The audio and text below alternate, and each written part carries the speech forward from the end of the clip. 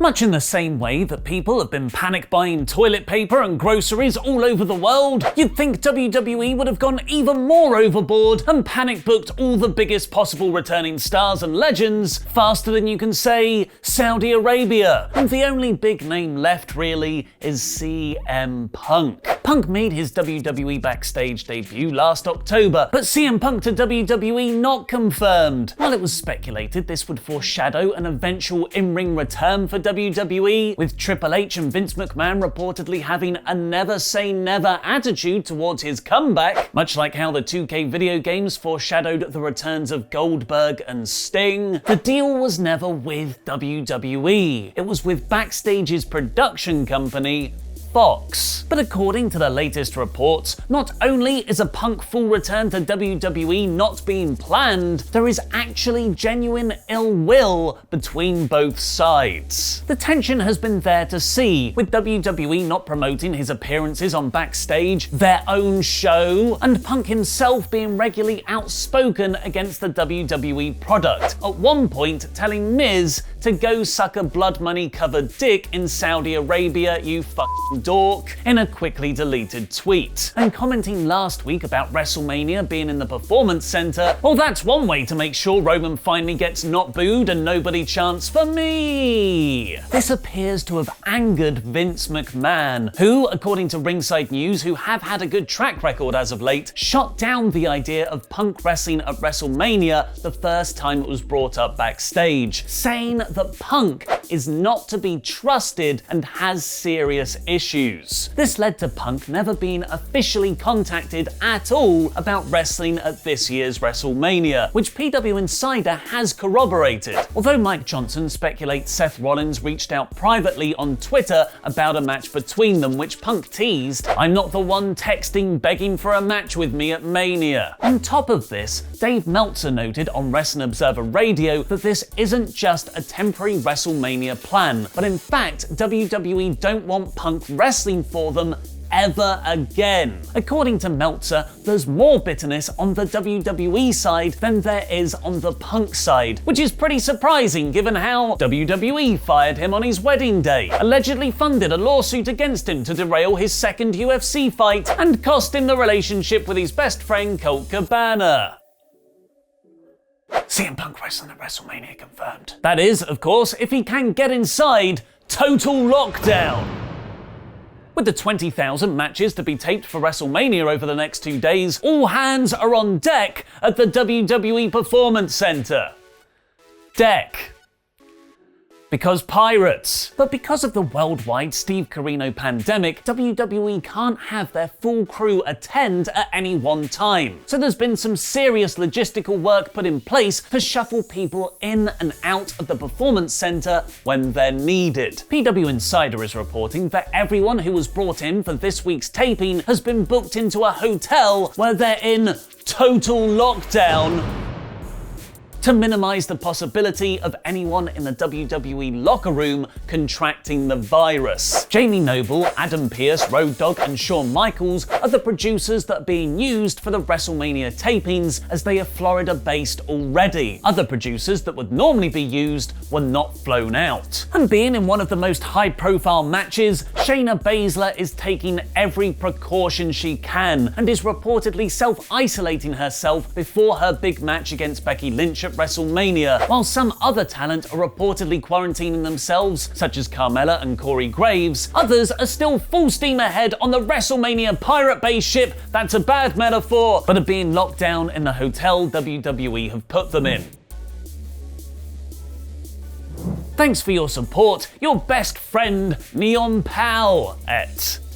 Interestingly, one of the people that may not have made it to that hotel in advance of WrestleMania is Dana Brooke. This is purely speculation at this point, but there is definitely some confusion around her status for the supposed six-pack challenge for the SmackDown Women's Championship. While the match graphic still has Brooke in it, she has been removed from the WWE.com article, with it instead listing the other 5 competitors, but still calling it a six-pack challenge. Quick maths. And that's not the only only match that's still being tinkered with. Remember the House of Horrors match? Of course you do! It's burned into our retinas for the rest of time. Well, we might be seeing more of that come WrestleMania, as according to Gorilla Position on Twitter, John Cena vs The Fiend will get a full-blown movie treatment with a unique look and feel. Rumours suggest a match shot on a closed set in a warehouse, like House of Horrors. If done correctly, this could actually be really good, as the best parts of The Fiend's feuds have been all the stuff that doesn't actually involve wrestling, mainly his Firefly Funhouse skits and entrances. Hopefully Bray Wyatt and Cena are allowed more creative control over what this movie treatment will involve. Perhaps this can be WWE's version of the Final Deletion. You know, instead of WWE's previous version of the Final Deletion, the Ultimate Deletion. And the WrestleMania card continues to grow because it's too big for just one night. Don't mention Steve Corino. Here's the 23rd of March 2020 episode of Monday Night Raw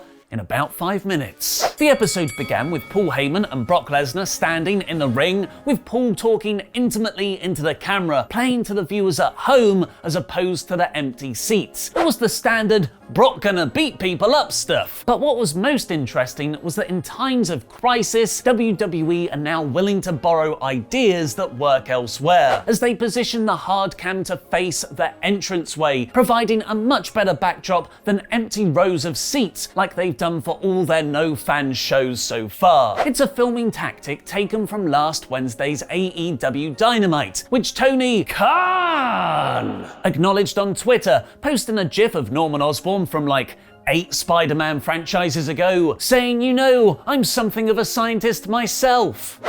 Wait a second.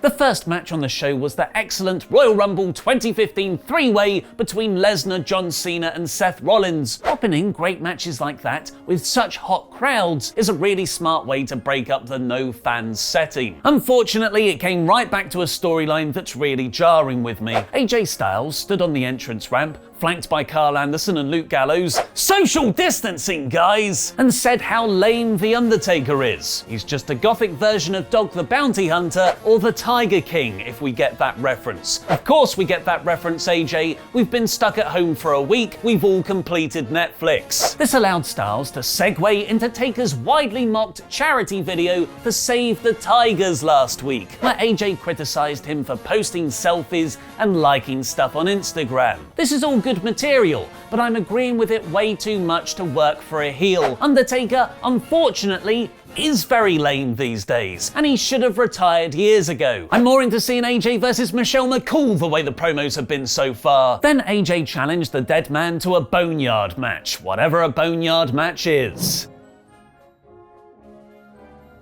After the really cool WrestleMania match announcement of the Street Profits versus Andrade and Angel Garza for the Raw Tag Team titles, yes please, for the first time in months, the Lucha People didn't just fight other Lucha People. Instead, Garza and Andrade took on team wrestlers Paul Heyman likes but Vince McMahon inexplicably gave up on, Ricochet and Cedric Alexander. WWE have realized that their main roster in-ring style doesn't work without a crowd to smoke and mirror the joins. Very wisely, they're putting their best wrestlers in matches and letting them work the NXT style. More realistic, more impressive, and more modern. Andrade won with a Judas effect, 100% effective, and a weird ref count, and the Street Profits chased them off. This all really felt like an episode of NXT, That's a Compliment, which WWE leaned into even more by following that right up with the Profits beating the main roster debuting, technically, Shane Thorne and Brendan Bink. Riddick Moss lost the 24/7 title to R-Truth over the weekend in a flagrant disregard of social distancing. Phillips and Saxton ran through the WrestleMania card, where they promoted Lesnar versus McIntyre, Goldberg versus Reigns, Aleister Black versus Bobby Lashley, Lynch versus... Wait, so what?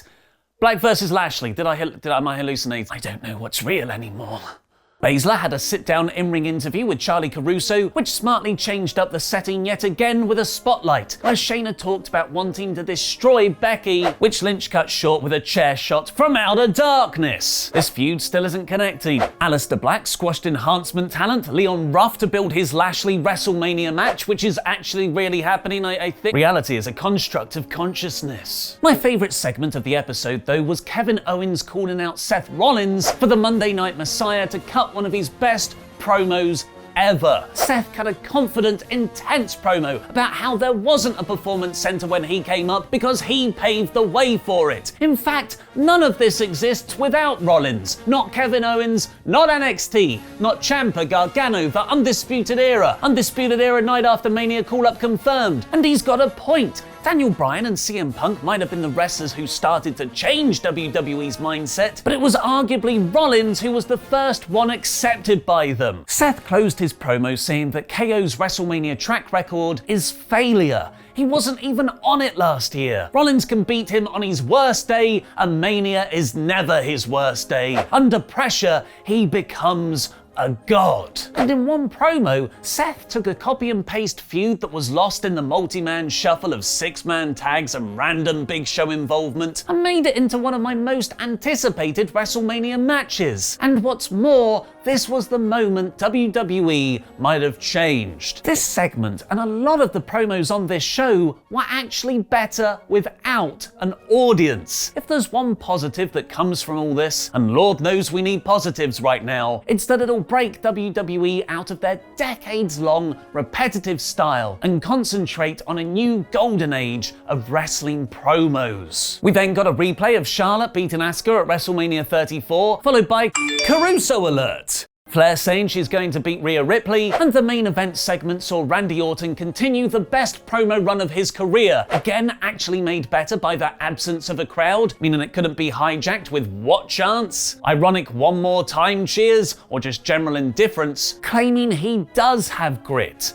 Grit, to him, is longevity, not sitting at home for 9 years like Edge. And now he's going to write his final chapter at WrestleMania. That was this week's Raw in about 5 minutes. What do you prefer about WWE's no fan shows? Let me know in the comments down below, because I'll be replying to people from out of nowhere. And click the eye above my head to give your rating. This was a really good episode. I'm starting to enjoy WWE programming more without an audience. They're putting their best wrestlers out there in matches that get time and really focusing on the quality and strength of promos. This week's Raw is core. What are the 10 greatest NXT takeovers of all time? Watch Adam Blompier's latest list video by clicking the video on the right. And WWE stars have refused to appear on shows. Find out what's going on by clicking the video below that. I've been Ollie Davis, and that was wrestling.